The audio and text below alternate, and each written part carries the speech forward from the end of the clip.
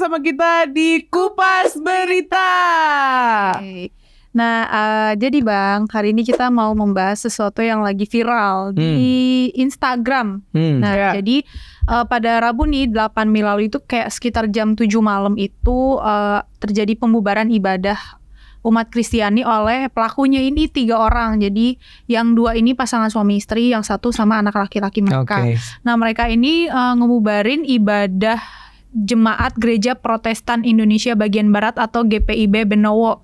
Jadi di mana itu? Benowo? Ya, itu di rumahnya Ibu Manurung di perumahan Cerme Indah, Desa Betiting, Gresik. Oh, Gresik. Nah, jadi mereka sedang beribadah. Lagi ibadah. Terus didatangi. Iya, Gresik.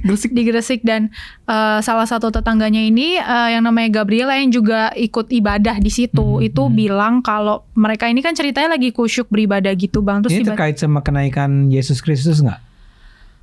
I don't think so sih Bang, kayaknya enggak deh. Karena iya. Nah, jadi mungkin lagi ibadah keluarga aja atau gimana, dan tiba-tiba pas lagi kusyuk-kusyuknya ibadah, adalah nih 3 orang datang teriak-teriak sambil yang ngomong kasar, terus bilang ibadahnya bubarin gitu. Nah, sampai akhirnya karena saking ramenya ini, kok ada ribut-ribut. Nah, ketua RT-nya kalau nggak salah sama warga datang buat ngelerai lah, karena kan sampai hampir berantem gitu loh Bang. Sampai walaupun yang datang hanya 3 orang ya. 3 orang. Jadi Pak Sutri sama anak laki-lakinya. Nah, dan ternyata setelah ditelusurin juga kayak mereka nih ternyata beda RT. Jadi kayak ini dari RT lain lah gitu. Jadi nggak satu wilayah, which is harusnya nggak keganggu nggak sih? Karena kata si Gabriela ini, si tetangganya, selama hampir 10 tahun ibadah kayak gitu, ibadah di rumah itu nggak pernah terjadi apa-apa. Maksudnya aman-aman aja, damai-damai aja gitu. Dan tiba-tiba kok ini dibubarin. Cuman untungnya, syukurnya kasus ini berakhir damai gitu. Jadi dimediasi lah sama Polsek apa ya?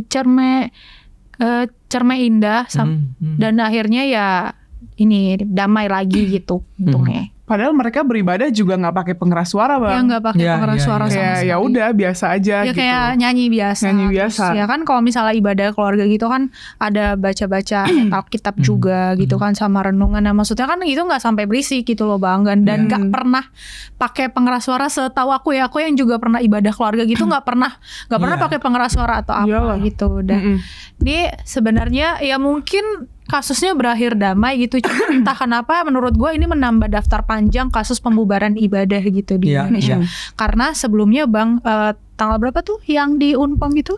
Sebelumnya itu tanggal 5 Mei ya.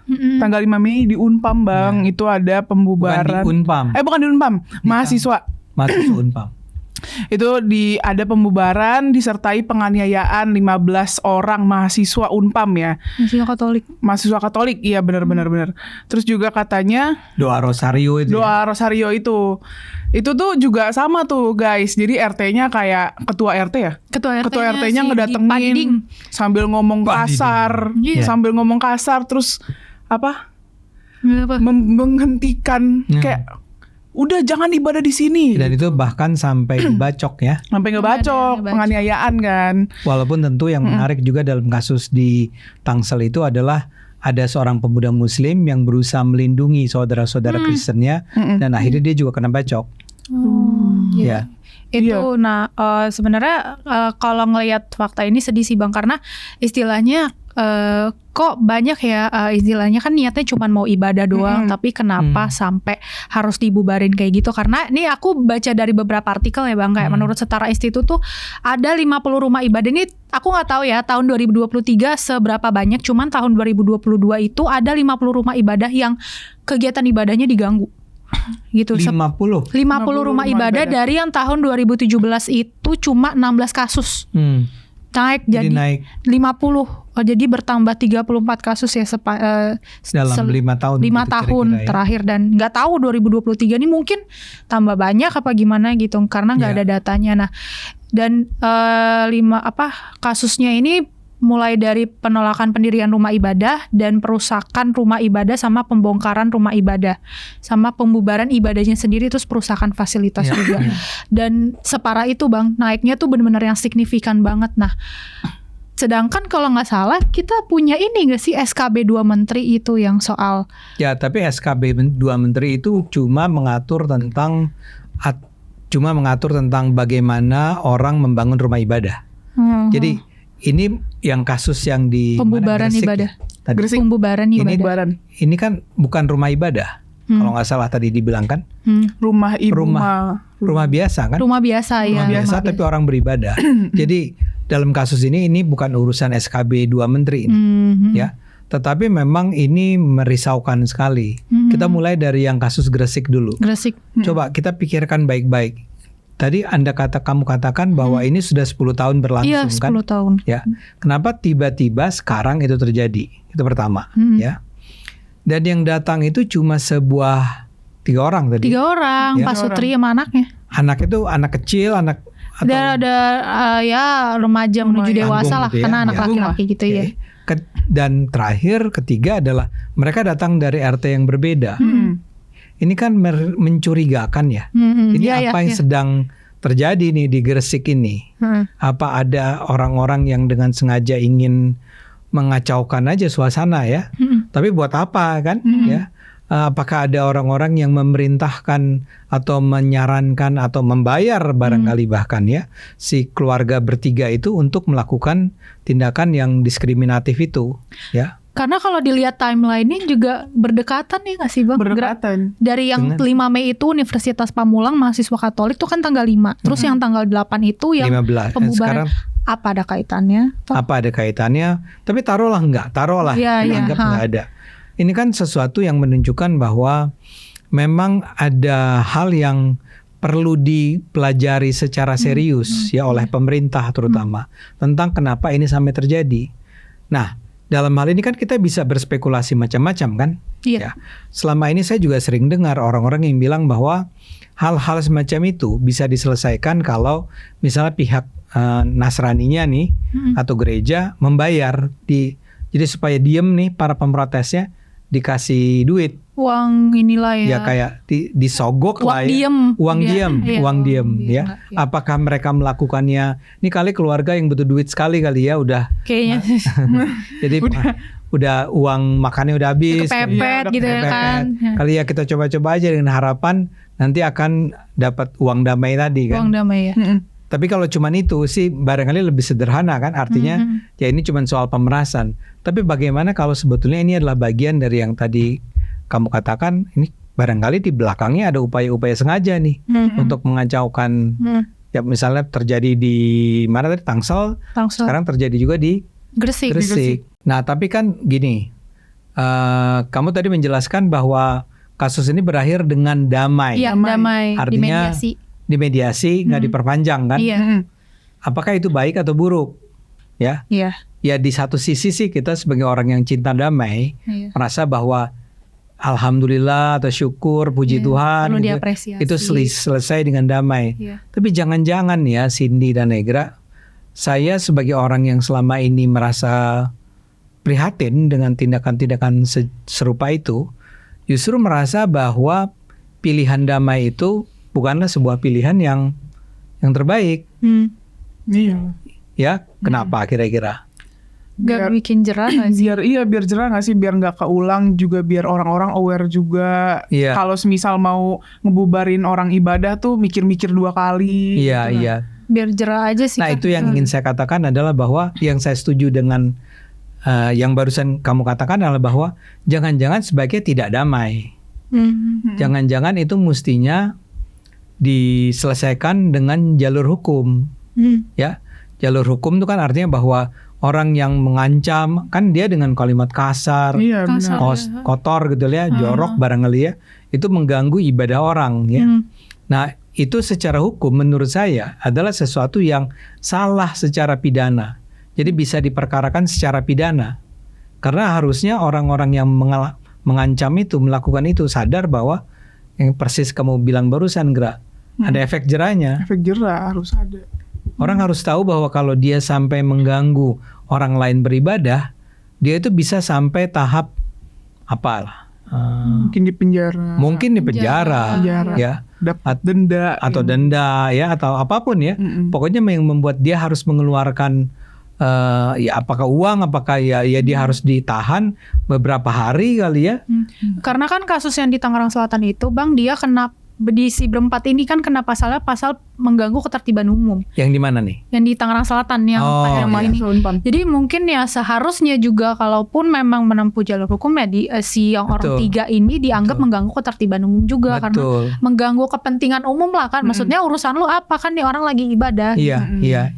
Itu yang bikin. Nah ini kan kamu katakan tadi sebelumnya udah ada di Tangsel. Sekarang di sini. Gresik. Mungkin di tempat-tempat lain sebelumnya juga kalau ada yang mengidentifikasi peristiwa-peristiwa sejenis akan menemukan bahwa di tempat lain juga terjadi serangan, di tempat lain ancaman bla bla bla. Nah, mereka yang melakukan tindakan-tindakan ini harus tahu. Kalau ini Tangsel nih gini ceritanya. Dia barangkali menjadi sebuah masalah besar karena sampai ada pembacokan. Iya, korban. Ada korban. Orang bawa golok terus pisau, Bang. Oh, pisau ditusuk lah ya. Iya. Nah, itu jadi serius ya. Tapi sebenarnya tanpa harus ada penusukan pun atau pembacokan pun, ini harus dianggap sebagai sebuah tindakan yang serius. Nah, bagaimana menunjukkan bahwa ini serius? Ya negara mengatakan bahwa siapapun yang melakukannya harus terkena sanksi. Dan dalam pandangan saya, mestinya sanksinya pidana. Saya sih nggak kepengen orang sampai di penjara ya, barangkali ya. Tapi kalau perlu penjara ya penjara. Barangkali penjara 1 bulan gitu ya. Nah tapi Bang gini, tadi kan Bang Ade bilang kalau sebenarnya kasus itu juga berkaitan dengan misalnya dikasih uang, uang damai gitu ya. Apakah sebenarnya dari berbagai kasus ini sekedar karena emang nggak dikasih uang damai atau ada hal lain, misalnya kayak mungkin kita nggak bisa nyebut ini orang Kristen fobia atau apa, tapi ada orang-orang yang memang pada dasarnya dia pengetahuan agamanya kurang atau gimana, karena yang kayak misalnya kasus ketua RT pun juga yang terjadi di Lampung juga kan, yang dia ngebubarin ibadah, terus ada juga di Bogor, di Cinere, entah di mana itu. Kok bisa sampai tahun 2024 pun masih ada? Apa karena adanya Kristen fobia atau fobia terhadap agama lain, atau sekedar karena nggak ada uang diem atau apa gitu? Menurut pandangan Bang Ade? Barangkali sih memang ada uang ya. Saya cuma mengingatkan bahwa ada orang-orang yang mengatakan itu bisa selesai kalau si para pelaku kejahatan ini ditawari uang lah ya. Tapi saya setuju bahwa ini ada persoalan yang lebih serius. Saya setuju bahwa ada semacam perasaan bersama. Kristen fobia yang kamu sebut barangkali pas tuh ya. Saya benci melihat kehadiran Kristen. Saya benci melihat orang hanya menyanyikan lagu Rosario ketika yang di Tangsel ya. Dan ini cuma sekedar sedang beribadat keluarga kalau nggak salah kan. Ini pun benci. Tapi memang bagaimana mungkin Anda kalau tidak ada Kristen fobia, bagaimana mungkin ini terus terjadi kan? Pasti ada kebencian terhadap Kristen ya. Cuman memang masalah di kasus ini agak mengherankan karena tadi itu mereka bertiga gitu. Beda RT, nggak tahu. Beda RT datang. Kalau itu datang terjadi di samping rumah dia kali ya, itu masih tetap salah, tapi bisa kita paham lah ya. Ini kayak pindah ke RT lain, terus nyerang di sini bertiga. Beda RT datang satu keluarga teriak-teriak kayak, lu ngapain?